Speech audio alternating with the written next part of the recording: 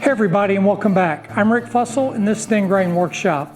In today's video, we're going to be building some DIY plant stands out of just some standard 2x4 lumber from the big box store. That's coming up next here at Thin Grain Workshop.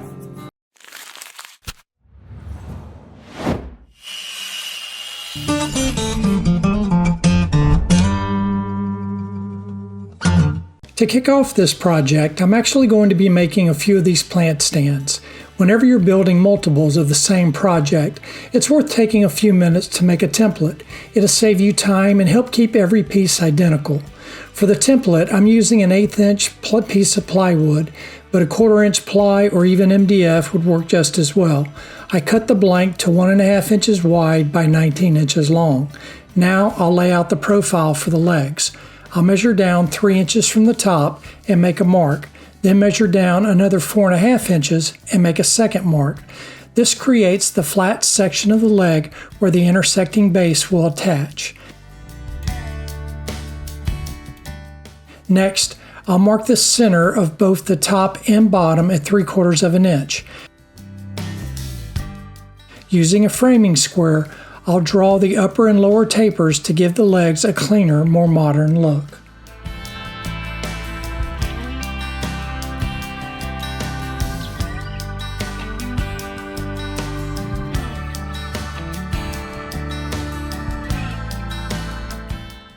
Over at the bandsaw, and yes, that's my resaw blade installed because I was too lazy to swap it out, I'll cut just proud of the layout lines.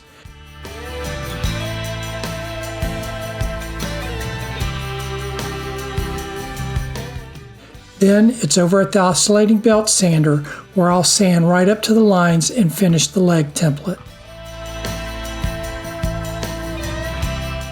With the template complete, I can start breaking down the 2x4s. At the miter saw, with my stop set to 19 inches, I'll cut out the 4 legs.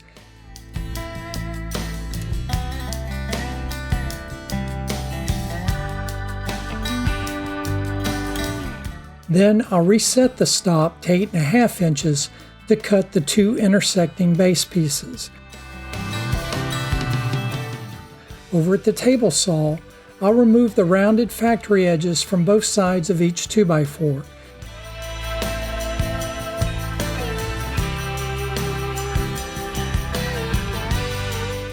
Then I'll set the fence to 1.5 inches and rip everything down to its final width.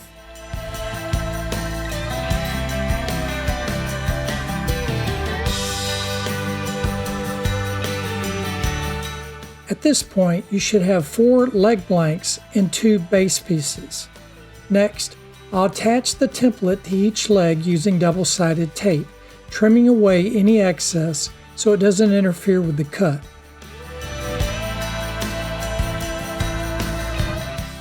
Back at the bandsaw, I'll cut each leg just proud of the template.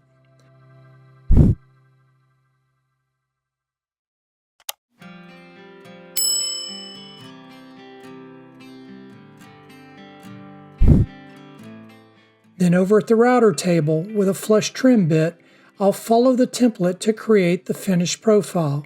I'll repeat that process until all 4 legs are identical.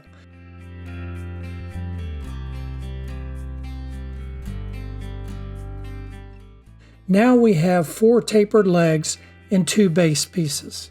Since I'm making 3 of these stands, 1 for the supervisor and 2 more for the other ladies in the office, using a template really speeds up the process and keeps everything consistent.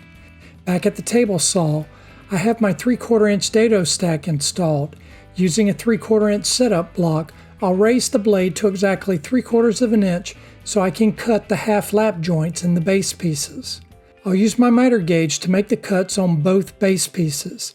If you don't have a dado stack, you can use a standard saw blade. You'll just need to make multiple passes. I'll do a quick test fit to make sure the joints come together nice and snug.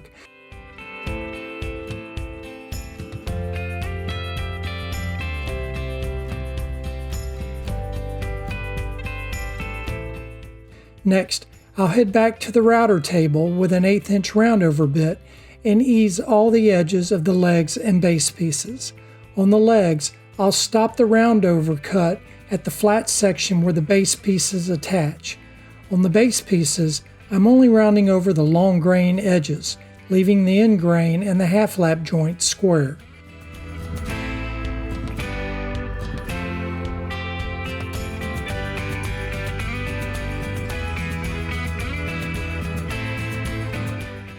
Before assembly, I'll sand everything with my random orbital sander up to 220 grit.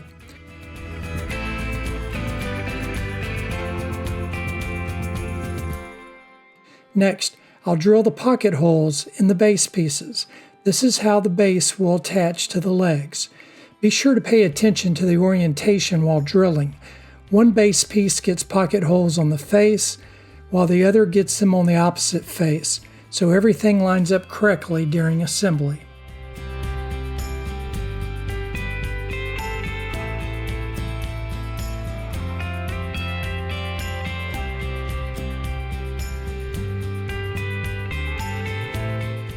Now you could certainly paint these, but the supervisor requested a special walnut stain to match the decor in our office. I'll apply the stain with a foam brush and wipe away the excess with a cotton rag. I'm careful to keep stain off the flat portion of the legs where the base pieces will be glued. I also avoid getting stain inside the half lap joint and on the ends of the base pieces, basically anywhere glue will be applied.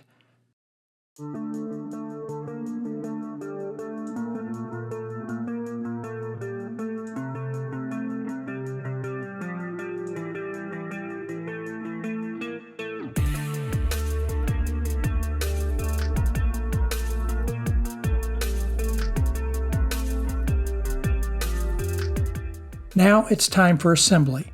I'll start by applying glue to the ends of one base piece. Clamp it between two legs and wipe away any excess squeeze out.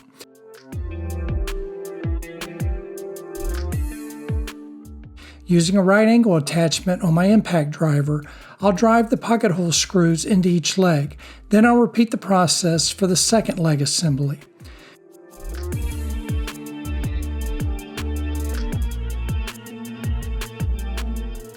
With both assemblies complete, I'll apply glue to the half lap joint, fit the two halves together, then pre-drill and countersink for 1 1/4 inch screw to lock everything in place.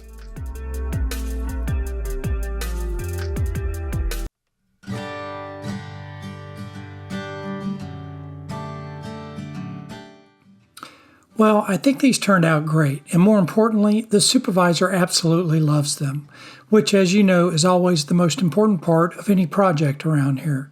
I really like how a few ordinary 2x4s are transformed into something that looks clean, modern, and right at home in an office. It's proof that you don't need expensive hardwoods to build something that's both functional and good-looking.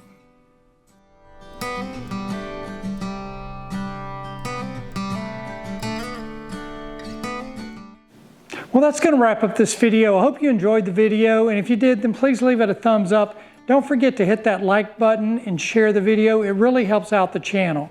If you're new to the channel and you like DIY and woodworking projects, then I highly recommend that you smash that subscribe button. It's free and painless, and I'd also ask that you ring that bell icon. That way you can be notified of all our upcoming videos. To all my existing subscribers, I really appreciate all the support that you give this channel. Now I'll leave links in the video description below to any tools and equipment that I might have used on this build. And as always, thanks for spending some time with me in the workshop today. I'm Rick with the Ingrain Workshop. Until next time, have a wonderful day and God bless.